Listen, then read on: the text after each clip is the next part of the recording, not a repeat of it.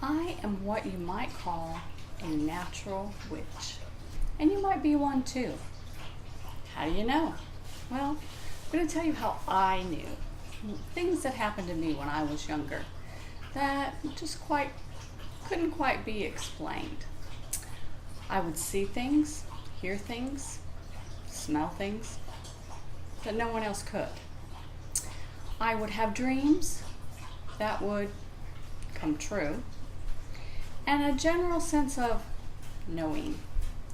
One of these such knowings occurred when I was younger, and I was living with a man who was in the Army, and he was a paratrooper. And this was back during Desert Storm and Desert Shield. And oddly enough, I ended up marrying a paratrooper, an ex-paratrooper, but for the British Army. Okay? So this was one from the from the American Army, not the British Army.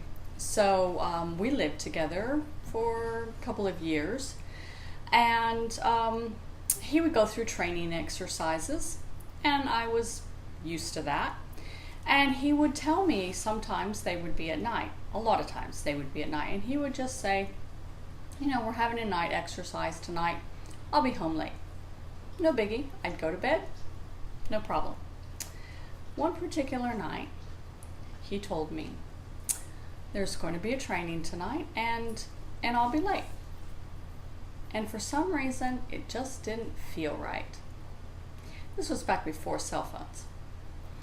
So I went to bed that night on the couch with the telephone sitting on the coffee table right in front of me, just right in front of me where I could just grab it.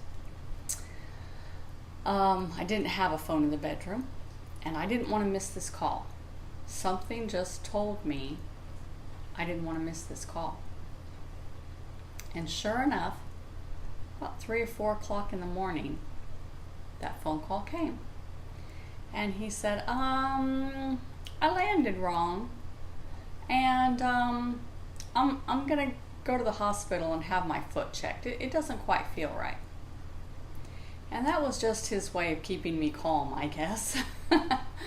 Because by the time I got the next phone call, he was still in the hospital and said the foot was broken and he needed to have a cast. So at that point, I went to the hospital. The first call I didn't in the middle of the night because he tried his best to keep me calm and indicated like it was no big deal. But he had landed wrong, and he had actually pulled his foot off.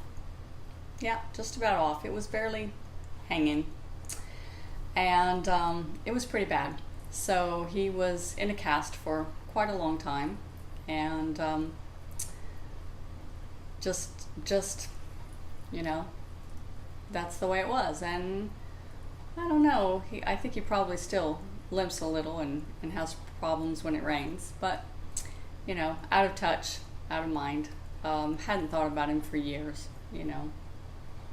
but that was one of the times when I just knew and didn't know how I knew. And I wasn't introduced to witchcraft for quite a few years later. So I didn't know about paganism or witchcraft or anything like that. I didn't know about powers. I just knew I had natural abilities and that I needed to trust my instinct. And that's my message to you today. Trust that instinct. Listen to that little voice that talks to you, because you can call that by many different names. It could be your higher self talking to you. It could be your guardian angels, your spirit guides. It could be your god or goddess. Don't know. Sorry about the little ding ding. My computer's over there behind me. But whatever you want to call it, it's real. And don't think it's not. That's just powers that we have, that we were born with. And we only use a small part of our brain. There's lots more to it. that if we just exercise it, as I tell you in my videos, it's a muscle and it has to be exercised, and just keep exercising it. Meditate and open up your third eye chakra and get the rest of your chakras all in line, and clean them out once in a while, and clean your aura, strengthen it. And there's nothing that we can't do, really. Even fly.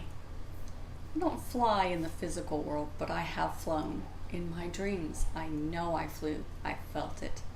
And what's funny is I am deathly afraid of heights, but in my dreams, I love to fly.